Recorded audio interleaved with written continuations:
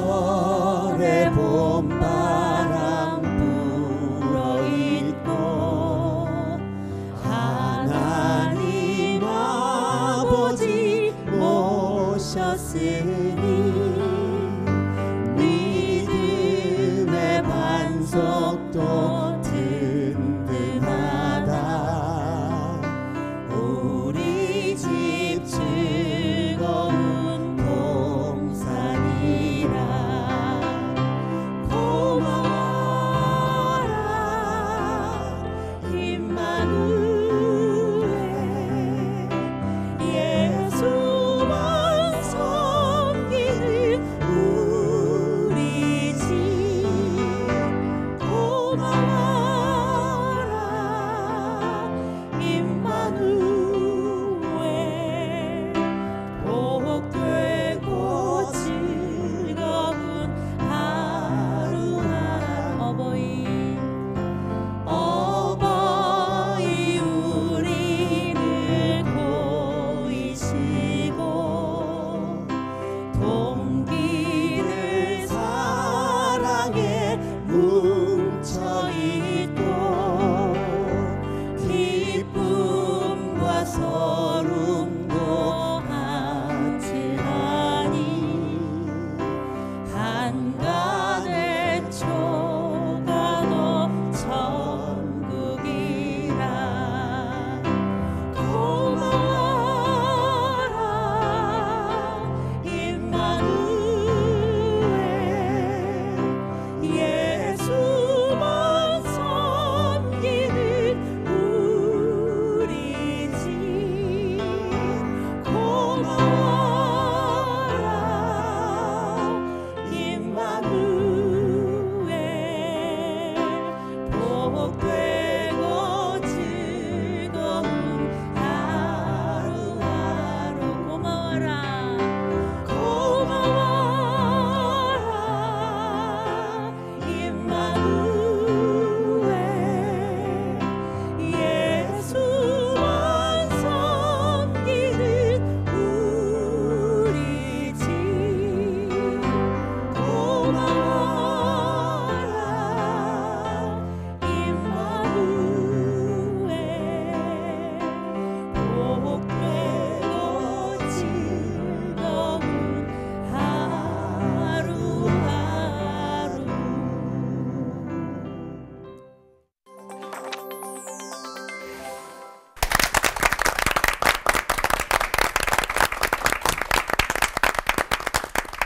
지금 우리와 함께 계시는 임마누엘 하나님을 찬양하면서 설교로 하나 되는 시간입니다.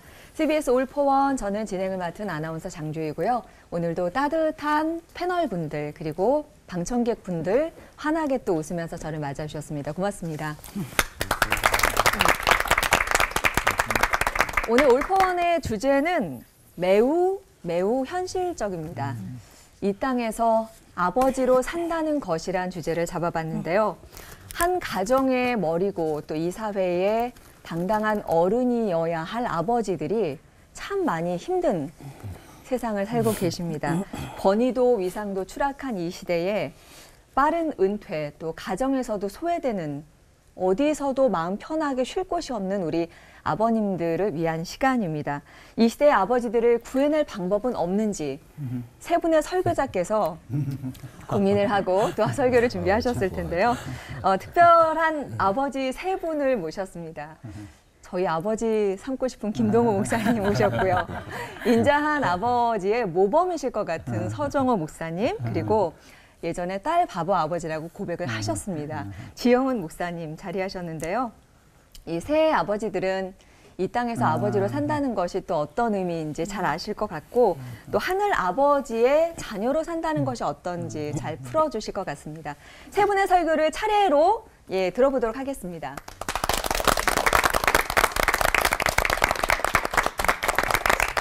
오늘 제목이 아버지로 산다는 것인데요. 답을 먼저 얘기를 하면 그렇게 안 살면 돼요.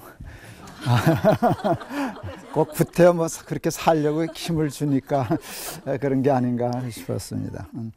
제가 아버지로 산다는 것에 대한 이 말씀을 가지고 본문을 요한계시록 3장 20절을 택했어요.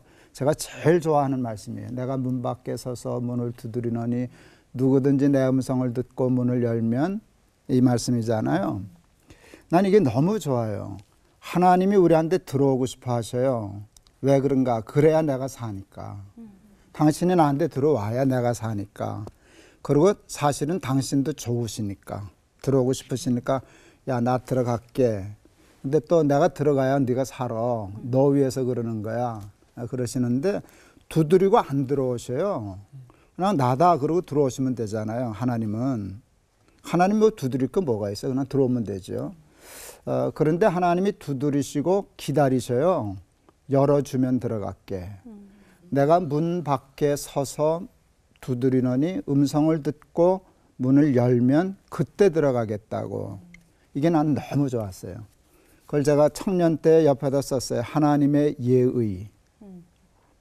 피조물인 우리들에게, 피조물도 아니지, 우린 타락한 죄인인데, 죄인은 우리에게 하나님은 예의를 갖추셔요. 하나님이 문 밖에 계셔요. 그리고 기다리셔요. 우리를 존중하셔요. 그리고 내가 열면 내가 그때 들어가도 돼. 난 그래서 하나님이 너무 좋아요. 그래서 왜 하나님이 이 피조물인 우리에게, 자식인 우리에게 그렇게 하나님이 예의를 갖추실까 할 때 그걸 나는 사랑으로 받아들였어요. 하나님이 나를 사랑하시기 때문에. 저는 아들만 셋을 길렀어요. 근데 비교적 쉽게 길렀어요. 자식 때문에 속 썩거나 그러지 않았어요. 이제 아이들 다 결혼해서 이제 다 40줄 됐는데 지금까지 아이들하고 관계가 제일 편하고 좋아요. 그 복은 받았어요. 그런데 그 관계 설정하는데 오늘 본문의 말씀이 저한테는 굉장히 큰 도움이 됐어요. 언제나 두드릴 땐 두드리자. 들어가겠다고 얘기하자. 그러나 아이가 들어오라 그러기 전까지는 들어가지 말자. 이게 가장 기본적인 원칙이었어요. 우리 큰아이, 둘째아이가 한동대를 다녔어요. 어느 날 우리 아내가 키득키득 웃었어요. 왜 그래? 그랬더니 둘째가 귀뚫었대. 우리는 귀뚫을 수 있는 계집애가 없어요. 둘째 아들놈이 이제 귀걸이를 했다는 뜻이에요. 그게 벌써 이제 40인데. 그때 충격이었어요. 김동호 목사들이 귀걸이를 한다는 게 내가 이해가 안 됐어요. 이제 당장 전화해가지고 사내 자식이 무슨 귀걸이를, 뭔 놈의 귀걸이 당장 떼지 못해. 이게 이제 내 본심이에요. 그런데 하나님이 저한테 좋은 훈련을 시키셨어요. 화날 땐 말하지 말자. 당회할 때든지 아이들에게도 화났을 때는 일단 참자. 그래서 이제 화날 때 제가 하는 일은 이렇게 쓰는 거예요. 화난 내용을 쓰는 거예요. 내가 왜 화가 났나, 뭐가 화가 났나. 그렇게 하면 말하는 건 감성적인 행동이고 쓰는 건 이성적인 행동이에요. 이렇게 쓰면 깔아앉아요. 그리고 정리가 돼요. 그리고 뺄 말을 다 빼요. 당회하다가 화나면 써요. 그리고 이렇게 이제 읽으면 우리 자는 정말 화났구나 이제 이렇게 알게 돼요. 귀걸이 한 사건을 놓고 내가 앉았어요. 그랬더니 한 30분 후에 답이 나왔어요. 내가 목사지 지가 목사냐? 그랬더니 이렇게 쭉 떨어졌어요. 내가 귀 뚫었다. 그건 좀 문제가 되겠다. 목사 새끼가 귀 뚫었다. 그럴 수도 있지 뭐. 이게 굉장히 중요한 말이에요. 그 애는 그럴 수도 있다는 건 이해한 거거든요. 감정이 쭉 떨어졌어요. 그 다음에 두 번째로 쓴 말이 재밌었어요. 우리 지열이가 오늘 귀 뚫은 거, 오늘 뚫고 싶은 거 오늘 뚫은 거 아니야. 몇 달 전부터 참다 뚫었을 거야. 나 때문에. 이렇게 썼어요. 애도 애비 때문에 참다 뚫었으면 애비도 애를 위해서 참다 말해야지. 그랬더니 완전히 가라앉았어요. 그 다음에 하나 더 했어요. 그래서 아이한테 전화했어요. 너 귀걸이 했다지? 네. 나하고 몇 달 후에 얘기하자. 아버지도 생각할게. 그런데 너 돈 없어서 싸우려고 했지? 예. 올라오나 내가 좋은 거 알아줄게. 우리 아이가 지금 귀걸이 하게요, 안 하게요? 안 하죠. 근데 해도 문제가 되지 않더라고요. 나중에 알게 됐어요. 내 편견이었다는 거. 귀걸이하고 애는 아무 상관없더라고요. 근데 그때 한번 참아주고 아이 입장에서 아버지가 좋은 거 사줄게. 이것 때문에 아이하고 아주 편해졌어요. 그게 80년 1월 1일 생이니까 이제 나이 꽤 됐잖아요. 키는 1m 80이 퍽 넘는데 그 애는 아직도 나한테 딸처럼 그래요. 어디 오면 끌어안고 뽀뽀하자 그러고 징그러워. 예, 그러는데 그게 왜 그랬는가 하면 그때 내가 강압적으로 하지 않았기 때문에. 몇 달 후에 내가 얘기했게요, 안 했게요? 안 했어요. 안 하셨을 것 같아요. 왜냐하면 몇 달이 지나놓고 보니까 내가 잘못된 거예요. 귀걸이하고 애는 아무 상관없더라고요. 그래서 내버려뒀더니 지가 하고 싶은 대로 하고 다니다가 실증 나니까 안 하더라고요. 그래서 아이하고 사이가 좋아졌는데 너무 아버지 노릇을 인위적으로 하려고 가르치려고 그러고 자기 마음대로 끌려고 그러고 그럴 때 거기서 아버지로 사는 게 피곤해지고 자식도 피곤한 게 아닌가. 그래서 조금 기다려주고 사랑은 오래 참고 사랑은 온유하며 무례히 행치 아니하며 하는 일을 한번 조금씩이라도 적용해 보니까 아버지 괜찮더라고요. 아버지로 산다는 거 하나님이 주신 축복 아닌가 싶었습니다. 한번 기도하겠습니다. 하나님이 선물로 주신 가장 큰 축복 중의 축복은 자녀입니다. 하나님 그 자녀의 관계가 근데 쉽지 않아서 많은 부모들이 상처받고 자식들은 더 큰 상처를 받으면서 애증의 삶들을 살아갑니다.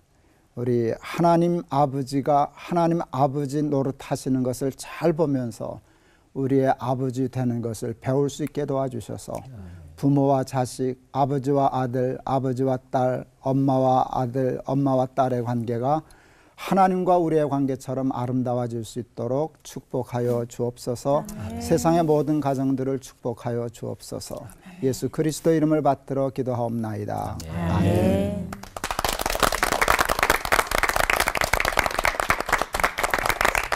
이 땅에서 아버지로 산다는 것인데 세상을 떠나신 저희 아버지 생각을 잠깐 했습니다.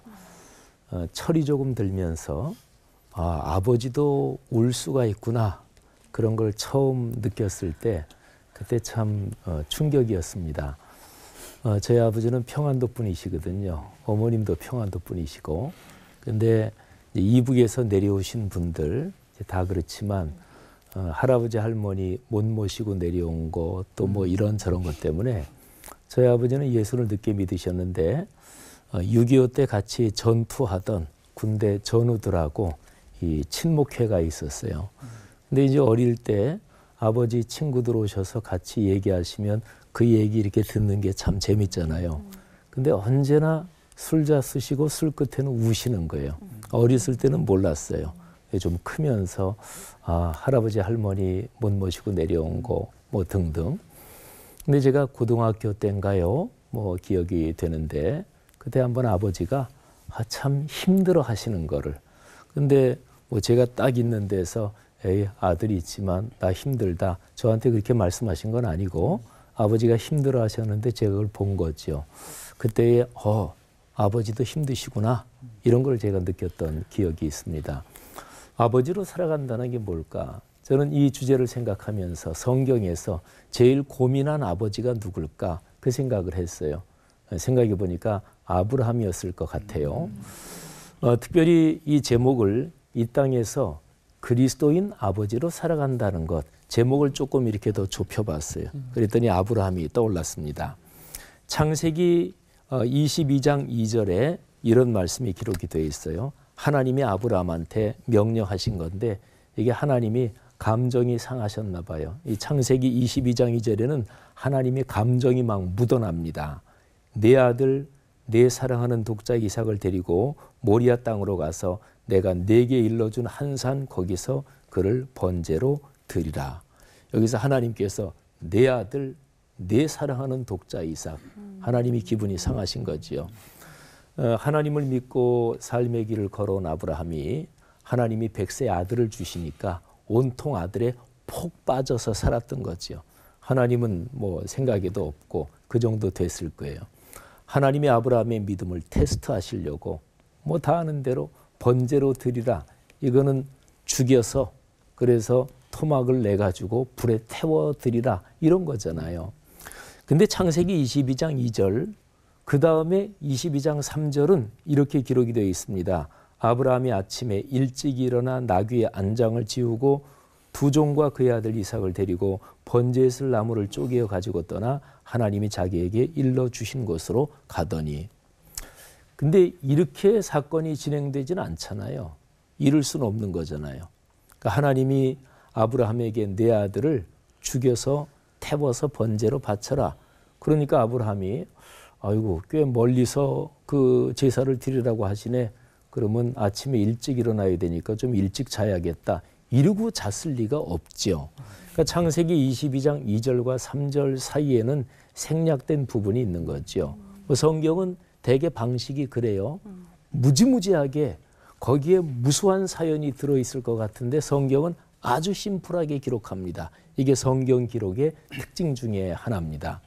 창세기 22장 2절과 3절 사이 하나님의 명령을 아브라함이 그날 점심때쯤 들었을까 저녁때쯤 들었을까. 근데 어쨌든 그 명령을 듣고 그 다음날 아침 일찍 일어나서 떠나기까지 아브라함은 얼마나 고민했을까. 아브라함은 자기가 잘못 들었다고 생각도 했겠지요. 하나님한테 2번, 3번 물었을 거예요. 2번, 3번만 물었겠어요? 20번, 30번 물었을지도 몰라요. 하나님 앞에 항의도 했을 것입니다. 아브라함은 고민했고 피눈물을 흘리면서 밤에 한숨도 자지 못했을 것입니다. 저는 22장 2절과 3절 사이에 그리스도인 아버지로 살아간다는 깊은 고뇌가 거기에 배어 있다고 생각을 합니다. 그거는 양자 사이의 갈등인데 하나님의 명령과 그리고 내리 사랑, 아버지로서 자식에 대한 사랑, 하나님의 명령과 그리고 생물학적인 본능까지 겹친 자식 사랑, 이 양자 사이의 갈등이지요.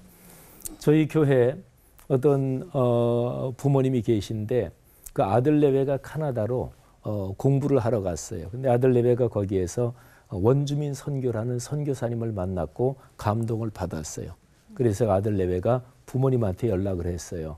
아버지, 우리 평생 원주민 선교에 헌신하려고 그럽니다. 그 아버지가 그 얘기를 듣고 저를 찾아왔어요. 저는 무슨 얘기인지 모르고 목사님 큰일 났어요. 아니 왜요? 그랬더니 그 얘기를 하는 거예요. 목사가 뭐라고 대답을 할까요? 진짜 큰일 났네요. 그걸 어떻게 막지요? 이럴 수가 없잖아요. 또는 아유 집사님 뭘 그까지 가지고 걱정해요. 이럴 수도 없잖아요. 그게 이제 아버지의 마음이지요. 하나님의 명령과 그리고 자식에 대한 본능적인 사랑, 이 양자 사이에서 그리스도인 아버지는 결단을 해야 합니다. 아브라함처럼 결단을 다 할 수는 없겠지요.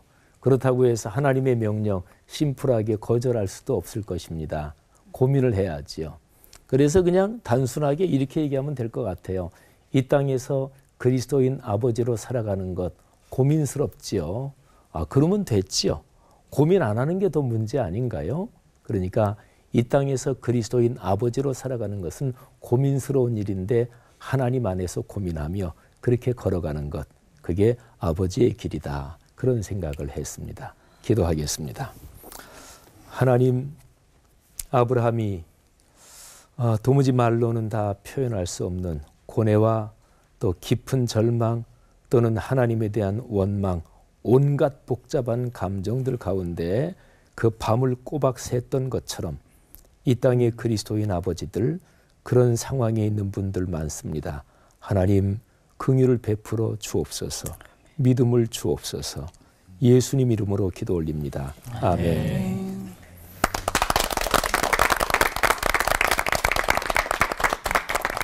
제 고민이 시작됩니다. 모범적인 김동호 목사님하고 어떤 존경하는 목사님이 쓰신 시 한 구절이 있습니다. 아버지가 된다는 것은 죄인이 되는 것이다. 그 19절이 제 가슴을 파고들었습니다. 그래요. 곰곰이 생각해 보면 정말 아버지가 된다는 것은 죄인이 되는 것이라는 느낌이 듭니다. 젊은 날 사랑이 뭔지도 모르고 한 여자를 만나서 결혼을 했습니다. 남편이 뭔지도 모르면서 그 여인을 온전히 사랑한 것보다는 오히려 이기적인 본능적인 욕망 때문에 서로 싸우고 다투고 투닥거리면서 목사는 아닌가요? 전도사 마찬가지였죠. 아버지가 뭐 하는 사람인지도 모른 채 애가 애를 낳고 아버지 노릇하다가 보니까 뭐 온갖 실수투성일 수밖에 없었습니다. 흔히들 PK라고 하죠. Precious Kid라고 그래서 설교자의 자녀들, 목사님 자식들은 양극으로 이제 인생이 펼쳐진다 그러죠. 아주 잘 되는 사람, 아주 극단적으로 잘 되지만 중간은 없고 아주 망치는 친구들은 엉뚱한 길로 걸어가기도 하고 아버지 때문에 아버지를 복수하느라고 엉뚱한 데로 가기도 하고 그렇습니다. 애들이 어렸을 때 겪었던 모든 목사들의 혹은 사모들의 고민이라는 생각이 듭니다. 목사 아들은 목사인가요? 목사 딸은 목사인가요? 그런데도 교인들은 3살짜리 목사 딸에게서 목사의 인격과 인품을 요구를 합니다. 그런데 뭐 유치부에 가면 싸울 수도 있고 밀고 떨어질 수도 있는데도 불구하고 그 아이들은 자라면서 계속해서 성도들이 심판을 받는 거죠. 그들이 받는 아픔, 사실 저는 딸만 둘이지만 그 두 딸들의 불평, 아픔 이런 것들을 들으면서 참 미안한 생각이 들었습니다. 그래서 아빠가 목사라서 미안하다. 그럴 때가 한두 번이 아니었죠. 그럼에도 불구하고 사실은 속으로는 그렇지만 겉으로는 늘 딸들에게 이렇게 말할 수밖에 없었습니다. 너 목사 딸이잖아. 그러니까 딴 집사님 딸이나 장로님 딸보다는 그래도 조금은 더 양보하고 잘해야지. 그런데 그 말이 얼마나 아이들에게 상처가 되고 스트레스가 되고 힘들었는지 모르죠. 그래서 요즘에는 이제 다 큰 딸들 앞에다 놓고 사과하는 게 일이죠. 아빠가 몰랐어. 그리고 어렸어. 미안해. 비단 아이들에게 모범이 되지 못했던 것은 뭐 그것만은 아니죠. 목사로서 신학의 성숙이나 이런 것들이 좀 부족하니까 사실 교회에서는 설교도 뭐 그럴듯하게 하고 교인들 최선으로 섬기지만 집에서는 정말 신실한 신앙의 아름다운 모범을 아버지로서 보이지 못했으니까 아이들은 정말 이중적인 나의 모습을 보면서 많이 실망했고 아파했을 것이라는 생각을 조금 많이 가집니다.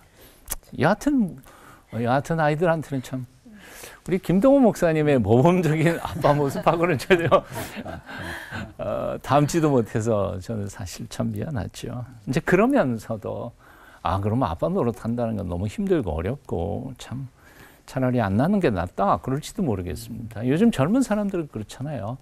그저 너하고 나하고 알콩달콩 살다가 죽으면 끝나는 거지. 왜 힘들게 애 낳아가지고 그래 고생할 건 뭐 있나.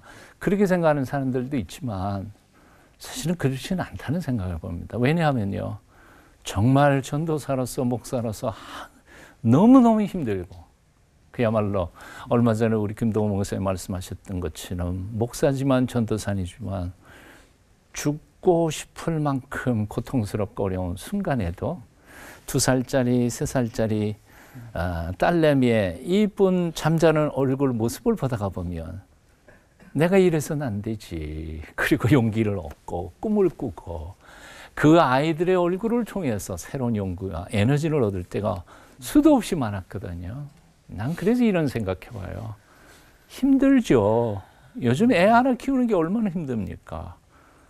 그렇지만 그 아이들은 아빠와 엄마에게는 힘드는 짐이면서도 엄청난 에너지원이라는 사실을 우리는 알아야 된다는 거죠.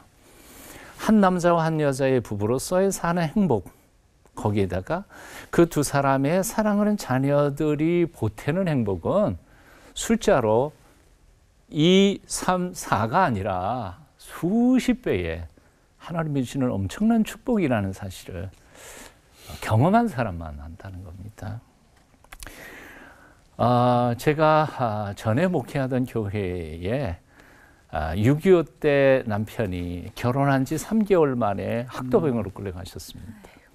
그리고 유복자로 아들을 하나를 얻고 시동생이 6명이었습니다. 7명을 키워야 했습니다. 그래서 제가 한 번은 신방 가가지고 이렇게 물었죠. 권사님, 얼마나 힘드셨어요? 그 7의 짐을 어떻게 감당하셨어요? 그랬더니 그 권사님 아주 간단하게 말씀하세요. 목사님, 자식은 짐이 아니라 힘입니다.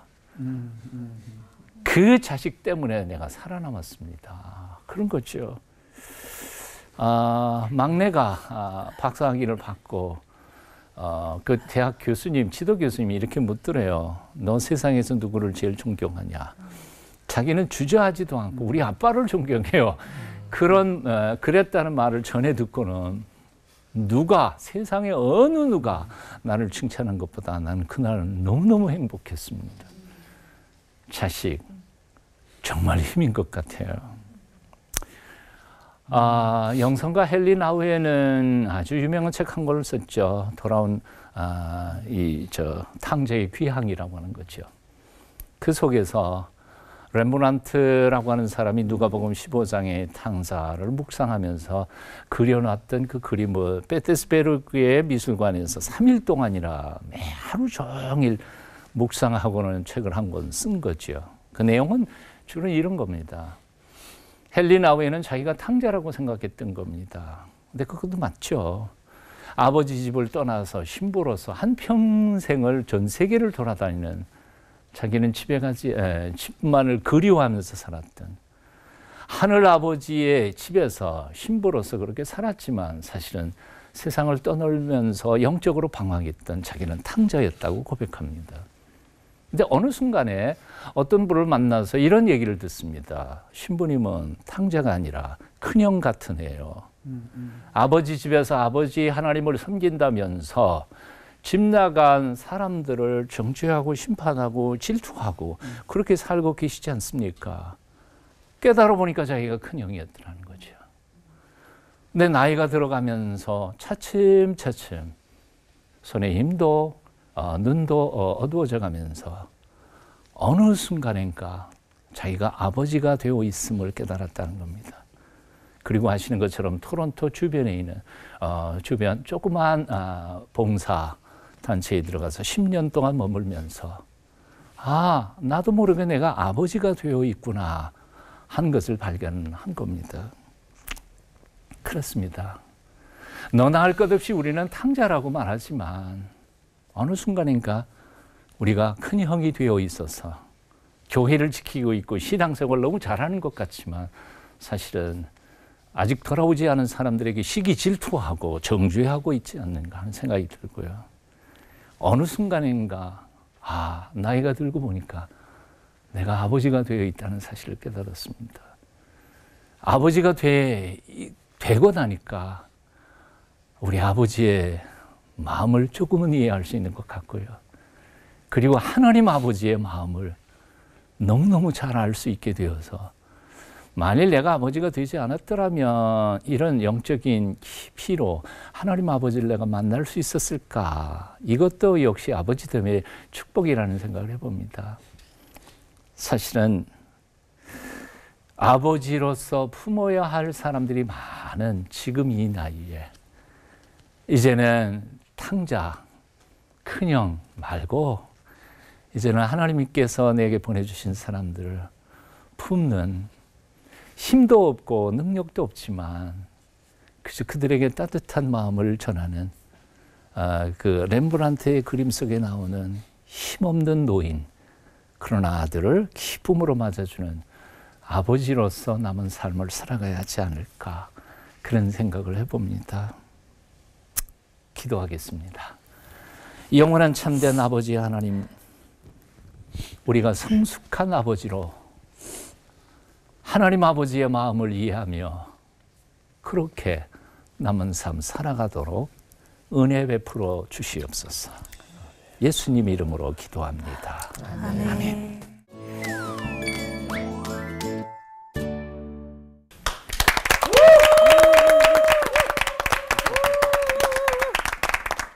올포원 오늘 주제가 이 땅에서 아버지로 살아간다는 것이라는 주제입니다. 다른 때보다도 세 분의 설교가 굉장히 솔직한 고백이 담겨 있어서 듣는 저희들의 가슴을 굉장히 흔들었던 것 같습니다. 잘 들었고요. 설교를 듣고 나니까 이 땅에서 아버지로 산다는 것에 대한 여러 가지 질문들이 더 많이 떠오르는 것 같아요. 오늘 또 마음껏 질문 토크 이어가도록 하겠습니다. 누가 시작해 주실까요? 제가 먼저 하겠습니다. 네. 근데 질문하기 전에 이야기 하나가 생각이 나더라고요. 그 어떤 초등학생이 성적이 너무 안 나온 거예요. 그래서 이 성적표를 보고 아버지가 한 대 때리려고 그랬는데 아버지 손을 딱 잡고 나 때리지 마세요. 나 하나님 아버지 거예요. 라고 얘기를 했대요. 그러자 아버지가 똑똑하네. 난 오늘부터 네 새아빠다 하고 때렸다. 야씨! 그게 막 때리셨다고. 그래서 네, 그 아버지 그 아들이네요. 그래서 네. 저의 이제 첫 번째 질문은 자녀에게 아버지라는 것과 그리고 하나님 아버지의 자녀라는 것은 이 두 가지가 우리에게 어떠한 가르침을 주는지 이게 저의 첫 번째 질문입니다. 저는 문효동네 외아들로 컸어요. 그래서 늘 외로웠고 그래서 개, 고양이 뭐 이런 거 굉장히 좋아했어요. 제가 77년에 결혼을 해서 이제 아내가 임신을 했다 그랬을 때 이렇게 공중부양이 되더라고. 이렇게 마음에. 그날 아이 이름을 지었어요. 태중에 있는 아이 이름을. 아비 붙자 기쁠 열자. 애비의 기쁨이다. 그래서 우리 큰아이 이름이 부열이에요. 그 출생신고하러 갔더니 세상에 아비 붙자 이름 쓰는 거 처음 봤다고. 예. 그러네요. 우리 큰아이가 태어나서 내가 1년 동안을 버스에서 내려서 집에까지 거리가 3분인데 걸으면 한 번도 걷지를 못했어요. 뛰셨어요? 뛰었지. 그 3분이 길어서 애가 있으니까. 정말 그렇게 뛰어다녔어요. 그래서 그 아이가 나한테 준 기쁨, 그때 그 1년만이라도 평생 갚을 수 없는 빚이라고 생각하고 이제 살았는데 이름을 잘 지었어요. 지금 세종시에 이제 대학 교수하는데 KDS 교수하는데 어제 서울에 올라왔다가 자고 오늘 서울대학교 뭐 발표했다 그래서 이제 제가 아침에 역까지 데려다주고 내가 아침에서 주고 그랬는데 늘 기쁨이에요. 자식은 나에게 자식은 아들은 기쁨이다. 평생의 기쁨이다. 그러면 하나님에게 나는 누군가고 나는 부열이지 뭐. 부열이어야지. 나 또한 하나님께 그런 기쁨의 자녀다라는 것을 또 하나님이 정말 그렇게 생각하잖아. 내가 너로 인하여 기쁨을 이기지 못하시면 그래서 여호와가 그렇게. 감동이네요. 강성훈 전도사님은 또 이렇게 두 아이의 아버지시고 또 실제로도 아마 아버지께 되게 효심이 있으실 것 같은 그런 아드님이실 것 같은데 어떤 질문이 떠오르세요? 예, 저도 이제 아버지로 살다 보니까 이제 나이가 들수록 이제 아버지를 이해한다는 말이 있는데 오늘 목사님 너무 귀한 말씀들 들으면서 특히 우리 자식들이 아버지를 속상하게 할 때가 많이 있는데 하나님께서는 우리 자녀들이 우리 사람들이 하나님의 마음을 속상하게 할 때 하나님 마음은 어떠실지 또 하나님 어떻게 하실지 좀 그것을 좀 궁금합니다. 하나님 마음. 불효막심한 자녀들이잖아요. 우리. 근데 이제 난 조금 반대로 생각하는 게 있어요. 이제 많은 사람이 부모 자식하면 애들은 속썩이는 것만 생각하잖아. 그런데 속썩이는 거 있지. 근데 부모들이 잊어버리는 게 있어요. 그 아이 때문에 얼마나 기뻐했나. 그 아이 때문에 얼마나 행복했나는 싹 잊어버리고 화난 것만 생각하고 속썩은 것만 생각하더라고. 바꾸면 더 좋은데. 제가 이제 책을 몇 권 썼는데 그중에 2권이 자녀 교육에 대한 책이에요. 근데 첫 권의 제목이 조금 파격적이야. 자식의 은혜를 아는 부모. 모든 부모들이 자식의 은혜를 알아요. 애들한테 부모 은혜는 가르치는데 정작 자기는 자식에게 얼마나 신세를 주고 빚을 졌는지를 몰라요. 이제 저는 음악을 하고 싶었더래서 아이들 셋을 다 악기를 가르쳤어요. 큰아이는 피아노, 둘째 플룻, 셋째 바이올린 했는데 큰아이가 제일 성실하게 했어요. 동안교회 갔을 때 가족 찬양대회 하는데 중학교 2학년 때인데 너 반주해라. 우리 아들 피아노 친다는 거 자랑해야 되잖아. 잘 쳤으니까. 그래서 했더니 아무 말 안 해. 그랬더니 저 엄마한테 피아노 치기 싫다고 자기도 노래 부른다고. 근데 엄마가 실수했어.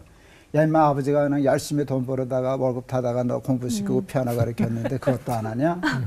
걔네 우리 아는데 당신도 그런 소리 아니야? 그게 얼마나 치사한 소리냐? 애기가 애들 밥 먹여놓고 밥값 얘기하기 얼마나 치사한 소리냐 그랬더니 아내가 웃더라고. 내가 그날 아이한테 편지를 썼어요. 엄마한테 그 얘기 들었는데 그건 엄마가 잘못 얘기한 거야. 엄마도 인정했어. 내가 나한테 빚이 있는 건 사실이지. 그런데 사실은 나도 너한테 빚이 많아. 그리고 아까 얘기했던 얘기했어요. 내가 너 때문에 얼마나 기뻤는지 모른다. 내가 1년을 걸어 다니지 못했다. 그때 내가 나한테 준 기쁨, 그 행복은 내가 평생 갚아도 갚을 수 없는 빚이다. 그러니까 빚 때문이라면 치기 싫은 피아노 안 쳐도 돼. 클래식 피아노. 그런 노래 불러. 피아노 쳤게 안 쳤게? 것 같아요. 깨끗이 안 쳤어도 상관없어. 네. 끝까지 안 쳐도 상관없는데 많은 부모들이 자식은 속색인 것만 생각해. 그것 때문에 얼마나 자기들이 행복했는데. 그래서 절에 달아놓으면 아이가 우리 부모한테 주는 행복이 몇십 배 더 커. 김 목사님 얘기 들으니까 아이들이 속썩인 것은 빨리 잊어버리고 기쁨을 줬던 걸 잘 기억하자라는 말씀으로 새겨 듣겠습니다. 두 목사님은 어떤 생각 가지고 근데 계세요? 그 아버지로서요, 제가 오늘 전한 메시지는 아버지로 산다는 것은 고민하는 것이고 그럼 뭐 당연하다. 그리고 그리스도인 아버지로 산다는 게 고민해야지. 그럼 고민 안 하면 더 이상하다. 또 하나님 아버지의 심정으로 말한다면 당신의 독생자께서 당신의 뜻에 100% 순종하셨는데 그때 하늘 아버지는 참으로 힘드셨겠다. 그러니까 아버지로 살아간다는 것은 고민하는 것인데 의미를 안다면 그 고민은 뭐 의미 있는 고민이고 행복한 고민이고 그리고 그 아버지로서 걸어가는 그 길, 그거는 세상 누구도 넘볼 수 없는 아버지만이 걸어갈 수 있는 길이다. 이렇게 봐도 좋을 것 같다는 그런 생각이에요. 네. 고개를 우리 아주 딸들은 깊게. 이뻤어요. 말썽 부리고 생각이 별로 안 나. 사실은 말썽을 부려도 아빠 눈에는 다 이뻐 보이잖아요. 엄마가 조금 고생 많이 했겠지만 그저 생각해보면 그저 내가 미안한 생각밖에 없는 것뿐이죠. 근데 이런 일은 있었어요. 연년생이었거든요. 큰애가 4살이고 작은애가 3살이었던 것 같아요. 수요 기도회였어요. 우리는 아주 바로 앞에요. 사택문 딱 열면 교회 문이 나왔어. 근데 우리 집사람이나 저나 뭐 완전히 뭐 고집스럽게 니네는 교회 와서 떠들면 안 돼. 집에 있어. 그리고 이제 저는 수요일 성경 강의하고 있었고 우리 집사람은 맨 뒤에 앉아 있었고 예배당이 2층이었는데 이 아이들이 굉장히 겁난 거예요. 무서웠어. 그런데다가 여름이니까 번개 치고 비가 억수같이 쏟아지고 그러니까 4살, 1살 언니 얼굴을 보니까 언니도 굉장히 무서워하고 있거든. 그러니까 3살짜리가 이 언니 믿고 있다가는 안 될 것 같아. 그래가지고 나오는데 큰 애는 또 나오면 안 돼. 그러니까 걔를 붙잡고 늘어지고. 그러다가 현관문에 나오는데 현관이 한 계단이 5개인가 이렇게 됐어요. 근데 그 3살짜리가 미끄러운데 하다가 그 맨 꼭대기에서부터 아래까지 하다가 떨어져 버렸어. 떨어졌는데 운니하고 안니 사이에 혀가 낀 거예요. 그래갖고 여기 혀도 동맥이 있더라고요. 그 피가 이렇게 나오기 시작하는 거예요. 언니가 걔를 끌고 들어가고 걸레로 이게 피를 닦아주는데 피는 콸콸 나오지. 그러다가 탈출해가지고 이렇게 막내가 교회까지 달려왔어요. 집에서 들리는 울음소리가 내 귀에 들렸어. 그건 들릴 수가 없는 거리인데 딱 들렸어요. 그리고 2층으로 겨우 올라와가지고 2층에 저 복도가 이렇게 유리로 돼 있는데 피가 예의만 터지니까 거기서 우는 걸 우리 집사람이 알고는 뛰쳐나가고 안고 집으로 들어갔는데 교인들이 놀랄까봐 나는 마지막까지 설교 다 끝나고 기도해야 하고 나는 그것이 주의 종이 해야 할 일이라고 생각했고 나중에 생각하면 이게 옳은 거였는지 아니었는지는 난 모르겠어요. 근데 여하튼 예배 끝나고 들어가 봤어요. 들어갔는데 그때까지도 이게 멈추지가 않는 거예요. 동력이. 그러니까 그래서 이거는 아니다. 그래서 집사님 중에 부부가 남편은 외과 의사, 부인은 소아과 의사인 분이 있어서 전화를 걸어가지고 혀가 했는데 피가 멈추지를 않는다고 이거 어떻게 해야 되냐 그랬더니 큰일 났다고. 그래서 와서 병원에 가서 수술을 하게 됐죠. 우리 집사는 뭐 거의 졸도할 만큼 집에 못 쫓아오겠다고 걷지를 못하겠다 그러고 제가 그 아이를 데리고 3살짜리 딸내미를 데리고 갔습니다. 그 부인 집사님이 소아과 집사님이 이걸 찝고 잡아다니고 그 남편 집사님이 꼬매는데 이게 너무 어린 데다가 혀가 굉장히 위험한 부위라서 이걸 못 한대요. 마취를 할 수가 없대요. 그래서 생으로 꼬매는 거예요. 근데 내가 수술실에 서 있는데 그 남편 집사님이 나보고 아빠가 여기 계시면 제가 수술을 못 하겠습니다. 나가 계세요. 그래서 밖에 나왔거든. 복도에서 생으로 20몇 방울을 꼬매는데 그냥 서 있다가 그냥 펄썩 주저앉았어요, 복도에. 그리고 기도가 하나님, 차라리 이 소리를 듣는 것보다는 차라리 제가 죽는 게 낫겠습니다. 그때의 아버지의 마음이 뭔지를 조금 느끼게 됐었죠. 그 후로도 많은, 너무 미안해요, 지금도. 그 막내한테는. 내가 그렇게 매정할 수 있었을까 하는 아픔이 있죠. 어쩌면 우리 목사님 말씀하셨던 것처럼 그리스도인 아버지로 산다는 것, 목사의 아빠로 산다는 것, 어쩌면 3살짜리 딸내미에게는 너무 비정하고 아픈 얘기인 거 아닌가 그런 생각도 좀 느껴지네요. 목사님 그 정도 얘기하시려면 미리 말씀을 해주셔야 손수건을 가져오죠. 아직 손수건을 찾는데 손수건 안 가져왔네. 근데 잘 참으시네요, 목사님. 얘기를 들으면서 또 그 아버지의 마음을 또 저희가 조금이나마 이해하기 때문에 이렇게 눈시울이 붉어지는 것 같습니다.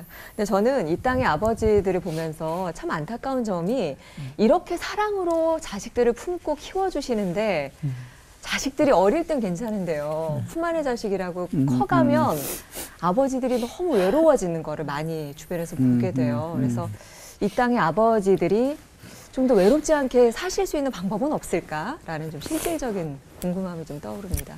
아버지가 외로운 거는요. 이제 우리 지금 이런 이게 다 우리 부모의 진심이잖아요. 그런데 사실은 부모들이 애들이 원하는 만큼 놀아주지도 않고 시간을 쓰지도 않아요. 그리고 사랑하는 법을 몰라요. 그러니까 그 값을 받는 거야. 그러니까 애들이 어렸을 때 외로웠어. 애들이 외로웠다고. 그러니까 그게 몸에 배니까 아버지하고 자녀의 관계가 그렇게 되니까 나중에 부모가 외로운 거거든. 근데 부모는 자기 마음은 진심으로 딸을 사랑하고 아들을 사랑했기 때문에 그것만 생각하는데 딸은 그걸 인정을 못. 마음은 알겠지만 언제 아버지가 나 놀아줬어? 아버지가 내 마음 이해해줬어? 아버지 나하고 나 늘 외로웠어. 이제 그런 생각이 들어서 그 아까 우리 서 목사님 저거 할 때 아이가 아이를 낳았다 그러는데 우리가 다 그렇잖아요. 그래서 사실은 운전하려면 운전 공부하고 뭐 다 배우는데 내가 결혼 주례하면서 그런 얘기했어요. 너 신랑 될 공부해봤냐? 신부 될 공부했냐? 너 아빠 될 준비했어? 다 무면 여자들이야. 그래서 사실은 아버지로 산다는 것하고 외롭다 그러기 전에 정말 아버지로 사는 법을 배우고 연습하고 훈련하고 그래서 그때부터 잘해야지 마지막에 와서 나 외로워 그렇게 하면 애들도 할 말이 있어. 나도 외로웠어. 그때부터. 서 목사님은? 근데 사실은 아들 녀석이 하나라도 있으면 덜 심심할 것 같아요. 딸만 둘이니까 네. 셋이 돌아다니지. 저는 외로워요, 사실. 나는 딸이 없어서 그런 줄 알았는데. 저는 아들하고 네. 딸하고 다 있습니다. 지 목사님은 어떠세요? 어떤 아니요, 얘기를 근데요. 해주세요? 아이가 둘이 있어도 막내는 막내고 또 아이가 셋 있으면 더 그렇고 또 아이가 셋인데 제일 막내가 딸이니까 더 그렇고 그러니까 막내에 대한 이제 부모의 심정은 뭐 각별하죠. 근데 큰 아이한테는 참 미안해요. 왜냐하면 저희는 셋인데 다 연년생이거든요, 거의. 그러니까 큰 아이가 조금 했을 때 이미 동생을 봤으니까 그래서 큰아이 이름자에 범자가 들어가거든요. 근데 그 범자가 모범 범자예요. 그래서 아까 이제 목사님께서는 큰 아드님 이름을 진짜로 이 아들이 나에게 큰 기쁨이다 이랬는데 이제 저희 같은 경우는 뭐 이제 다 부모들 이름을 짓는 게 이 아이 잘 되라고. 근데 이제 하나님의 말씀, 그 모범, 뭐 이렇게 해서 이제 모범 범자를 썼는데, 근데 이제 모든 부모는 자식한테 다 미안한 것 같아. 예를 들어서 부모들한테 나는 내 아들한테 해줄 만큼 다 해줬다. 그렇게 생각하는 부모도 있긴 하지만, 그런 아버지도 있긴 하지만, 그런 사람은 이제 주제 파악을 못하는 거고 모든 부모들은 자식한테 다 미안하죠. 또 자식도 철들면 모든 자식들은 부모님한테 다 미안한 거죠. 그게 이제 사람 되는 거죠. 근데 큰 아이한테는 늘 미안하고 그리고 막내는 늘 이쁘고 뭐 그런 건 있는데 근데 어쨌든 자식을 생각하면 모든 부모 심정은 다 마찬가지인 것 같아요. 아까 서 목사님 그 둘째 따님 얘기하면서 한참 옛날 일인데 지금도 가슴이 아프시죠. 아이고, 지금도 울먹울먹거리시는데 근데 기억날 때마다 뭐 미안하죠. 어떤 부모 간에 자식 기르면서 그런 사고 없는 부모 어디 있겠어요. 근데 몇십 년 전 일인데 지금 생각은 지금도 미안하고 그러니까 하나님이 부모 또는 아버지한테 그런 본능적인 하나님의 섭리적인 컨디션을 주신 것 같아요. 그거 안 하면 다들 폭군이 되니까 하나님이 주신 섭리적인 조건 아닌가 싶어요. 아버님들의 그 마음의 진심을 조금이라도 좀 꺼내서 표현해 준다면 모든 자식들이 다 부모님의 마음을 알 텐데 표현을 잘 안 하셔서 모르는 것도 있는 것 같다는 생각 들고요. 특히 아버님들이 좀 무뚝뚝하신 분들이 많으니까 그렇습니다. 네, 눈물은 좀 진정이 되셨나요? 지금 계속 진정이 안 되세요. 오늘은 참 힘드네요. 그죠? 여러 가지 생각이 나서 네, 그렇습니다. 네. 마지막으로 어떤 질문 좀. 제 순서군요. 네.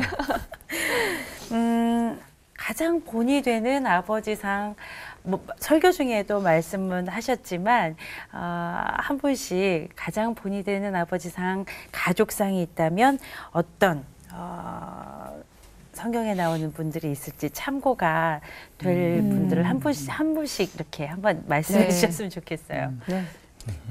저는 이제 아까 설교한 게 이제 그 문 두드리는 아버지상, 문 밖에서 기다려주는 아버지상, 그게 나한테는 굉장히 큰.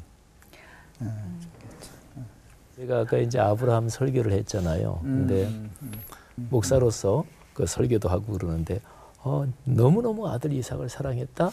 그거 하나 그냥 그렇게 그 분명하니까 그 다음에는 아들은 그야말로 아들이 아닌 것처럼 하나님의 절대 명령에 순종했다. 그것도 분명히 나와 있으니까 알겠고 이 두 개가 아브라함에게서 어떻게 어우러졌을까? 그건 전 모르겠어요.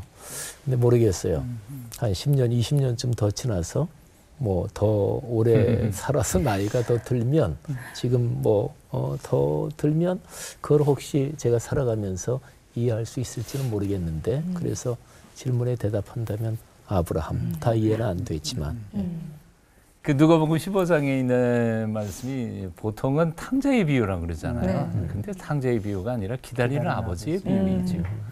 기다리는 아버지는 이제 큰 형이 질투하는데 더덕거리면서 야 아버지 집에 있는 게 다 네 거 아니냐. 그런데 그 누가복음 마지막 그 아버지가 하는 말이 유명하죠. 이 내 동생은 죽었다가 살아났으며 내가 잃었다가 얻었기로 우리가 즐거워하고 기뻐하는 것이 마땅하니라. 아버지가 큰형을 사랑하지 않는 건 아니에요. 똑같이 다 사랑하죠. 하나님 아버지께서 우리에게 원하시는 게 뭘까? 너무 이기적인 자기 중심적 사고를 하나님은 좀 넘어서서 네 형도 보고 네 동생도 보고 이런 성숙한 자녀로 자라기를 원하는 게 하나님 아버지의 마음, 심정이 아닐까 그런 생각이 듭니다. 그래서 성경에서 그 하나님 아버지의 마음을 이해하면서 조금이라도 다른 사람을 이렇게 이해할 수 있는 같은 하나님 아버지의 자녀로서 성숙해가고 섬겨갈 수 있는 성숙한 하나님의 자녀들이 되어야 되지 않을까 하는 느낌이 듭니다. 누가복음 기다리는 아버지의 비유. 저로서는 가장 아름다운 모습이 아닐까 그런 생각이 듭니다. 네. CBS 올포원 이 땅에서 아버지로 살아간다는 것이라는 주제를 가지고 오늘 얘기를 나눠봤습니다. 다른 때보다도 본인들의 아버지 생각도 많이 나고 또 그 아버지를 통해서 하늘아버지의 마음도 알게 되는 시간이어서 더 은혜에 충만한 시간이었던 것 같습니다. 실제적인 또 삶에 도움이 되는 이야기 나눠주신 세 분의 목사님께 뜨거운 박수 감사 표하겠습니다. 감사합니다.